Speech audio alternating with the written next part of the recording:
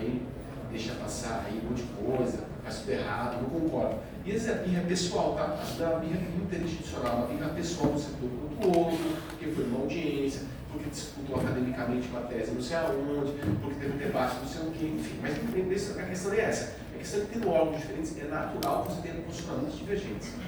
E aí, tem a Lei Complementar 140 de 2011, e prevê no artigo 17, mais ou menos essa regra que eu vou contar para vocês.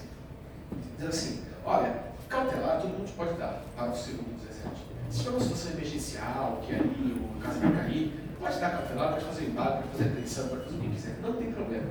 Mas a multa prevalece a do órgão que tem competência primária para licenciar. A competência ali prevista em lei para licenciar. Então, se quem licencia é a União, o Estado não mete bedelho. Se quem licencia o Estado, a União não mete bedelho, e nem o município. Então, essa é mais ou menos o espírito da 117, do artigo 17, da Lei Complementar 140 e 640. Beleza. Teve uma discussão na época, a Procuradora do IBAMA, obviamente essa discussão ocorreu também, com meus órgãos também, e a Procuradora do IBAMA fez uma orientação jurídica normativa, o OJN 49. Foi aprovado pelo presidente do IBAMA, eu acho que o IBAMA nunca leu, porque ele nunca respeitou aquilo, mas enfim, ia estar lá aprovado, teoricamente já está sendo respeitado. E ela disse o seguinte: se o IBAMA entender que um órgão estadual ou municipal não está fiscalizando corretamente o empreendimento, ele notifica esse órgão para sanar. Lógico que isso não impede cautelar, às vezes vão pensar só na sanção, na sanção peculiar. Ele notifica o órgão processa, né? Aí ele pode tomar uma atitude. Ele pode autuar, ele pode não autuar, ele pode entender que sim, está errado, vou autuar. Não está errado, não vou autuar. Seja qual for, ele responde para o IBAMA e o IBAMA daí, se ele falar não tem nada de errado, tudo bem, é o posicionamento dele. Se ele falar que tem errado, autuou, tudo bem, autuou, acabou, vira a situação e embora. O que o IBAMA faz? Notifica? Não, ele vai lá e autua. E aí o cidadão fica entre a cruz e a espada, porque ele fala assim, não, peraí, eu estou seguindo aqui o entendimento do órgão licenciador, estadual, municipal, ou eventualmente, enfim, o órgão ambiental. Aí vem um outro órgão ambiental e fala que está errado e me autua. Não autua o Estado, não autua o Estado, ele não falou nada, que licenciou assim, que deixou essa regra correr desse jeito. Lógico que tem N situações mais singulares, que são diferentes, mas de uma maneira mais global, assim, né? Autua. Então, assim, e a 140 vem para resolver isso, para trazer essa estabilização entre essas situações. Ok. Vários anos foi assim, teve o JN, não era muito comprida, mas também era comprida. Eu vou pegar um caso lá que o Bama que eu conheço, que foi um criador de fauna, tinha lá uma mortandade de animais, e a mortandade de animais tinha um fiscal do órgão ambiental, que no caso era o IBAMA, e falou assim, olha, está errado, está muito tempo, nós será maus tratos, eu autuou esse criador. Ok, autuou o criador. Mas esse criador não é parte do Estado. A gestão da fauna da 140, passou dos Estados. Então, quem licenciava é o Estado. O Estado falou assim, não, está tudo certo. Inclusive, essa mortandade é normal. E a mortandade, gente, eu vi lá a saúde de mortandade, não é nada de anormal. Eu vou dizer o porquê que não tinha nada de anormal. Como gestor do IBAMA, a gente tem que ver várias coisas assim da gestão ambiental, né?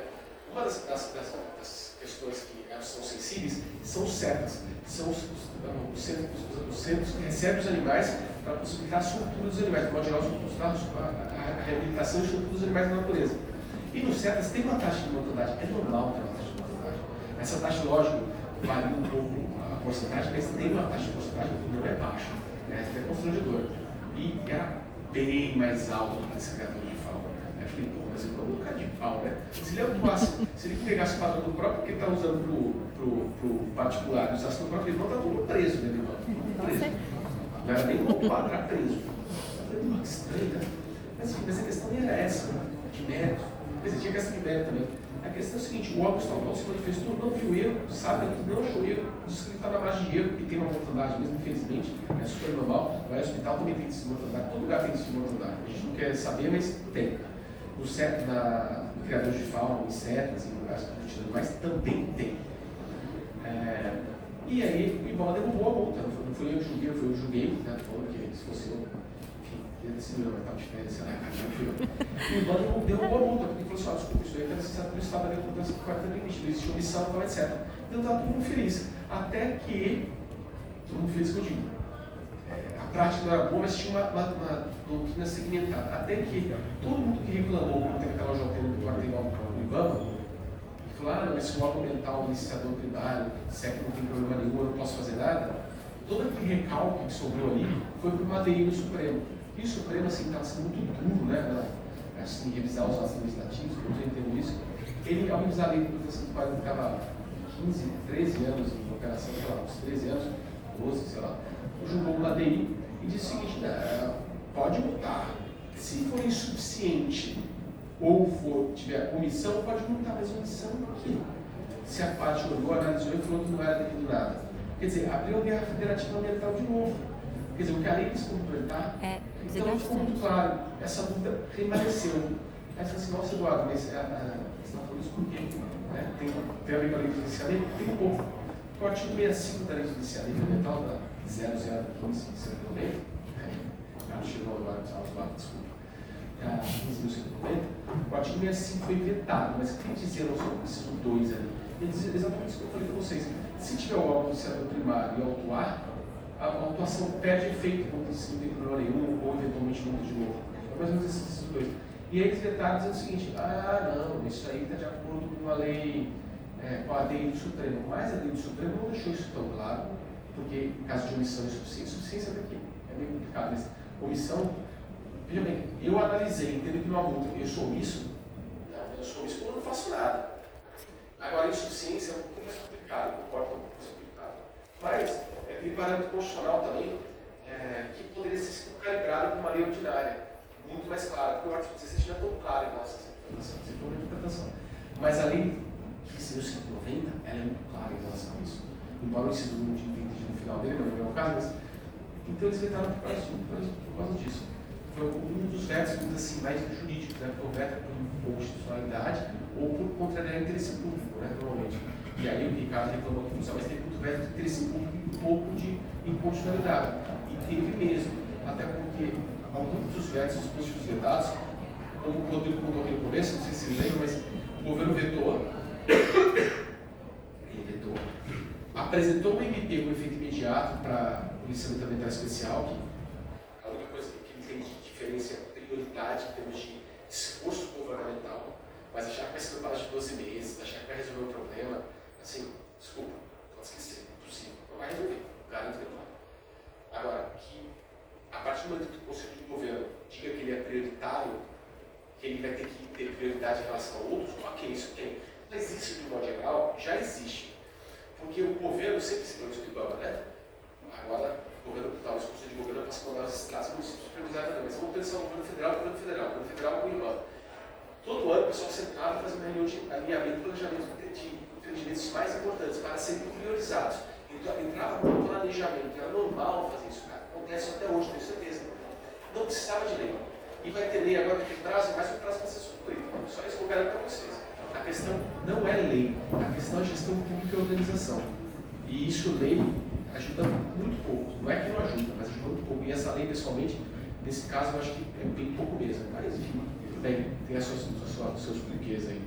E, concomitantemente, a MP 1308, se não me engano, 25, veio um projeto de lei do governo do licenciamento ambiental, que é algo bem assim, estranho, porque ele não acompanhou o PL, foi aprovado, enfim, não é o caso. Nesse PL, vários dispositivos são bem parecidos que foram vetados. Então, os vetos não podiam ser muito extensos, longos, porque ia criar um pouco de constrangimento, assim, em vários dispositivos.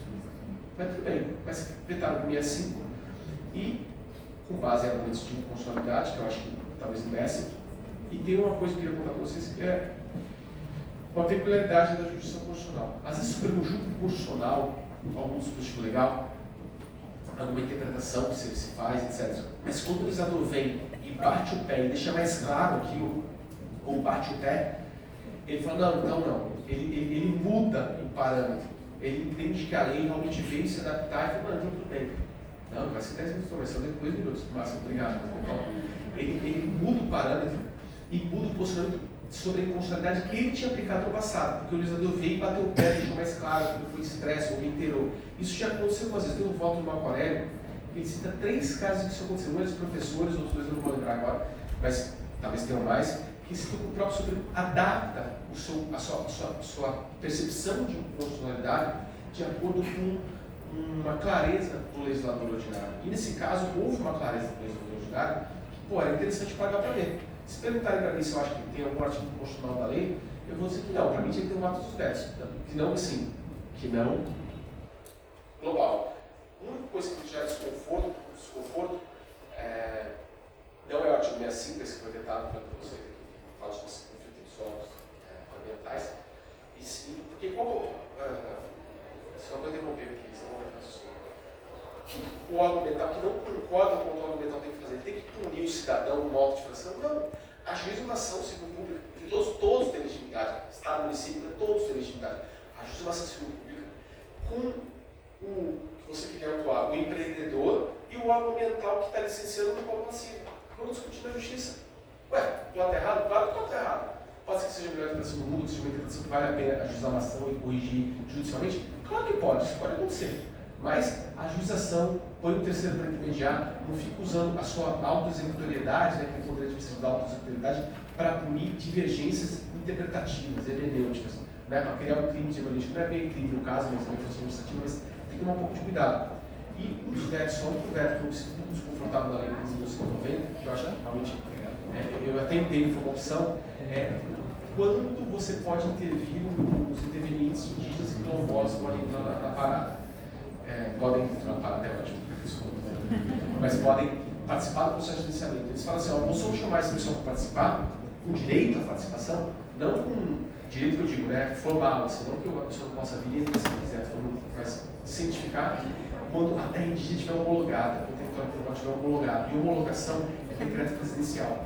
Se você pegar a cadeia de aprovação de uma terra indígena, um território quilombola, você vê decreto presidencial até a declaração aqui do começo, a declaração, etc., tem vários processos. Mas o primeiro técnico é o relatório, que é o RTID ou RCID, indígena RTID quilombola, que é publicado. Depois é aprovado pelo presidente da FUNAI ou do INCRA. Depois tem uma portaria do Ministério da Justiça, ou do outro, que é uma portaria ministerial, e depois o decreto presidencial. A lei falou assim, só o que está no decreto presidencial tem que participar. Eu acho que é muito longe. Tem que ser um pouquinho para baixo. Talvez não na autodeclaração, que eu acho complicado, mas talvez uma publicação do relatório, no máximo ali, uma aprovação desse relatório pelo presidente da autarquia, responsável INCRA, FUNAI, porque senão deixa muito desprotegido esse lapso temporal para frente. E você já tem vamos dizer assim, uma quase certeza desses estágios anteriores. Então, se eu tivesse que fazer não constitucionalidade, mas uma adaptação, uma leitura conforme, talvez eu tirasse a homologação do artigo 44 e jogasse aqui pela aprovação da presidência da autarquia ou publicação do relatório, que eu acho que deixa mais confortável em termos de proteção, integração, participação das comunidades aqui, que foram reconhecidas pelo Estado brasileiro, ainda que não de maneira definitiva, né, a homologação pelo presidente. Porque se tiver alguma mudança do caminho, ok. Mas se não tiver também, já tem uma maior cautela aqui no início do processo. Acho que seria a única coisa que mudaria. Então, eu queria agradecer, desculpa pela invenção da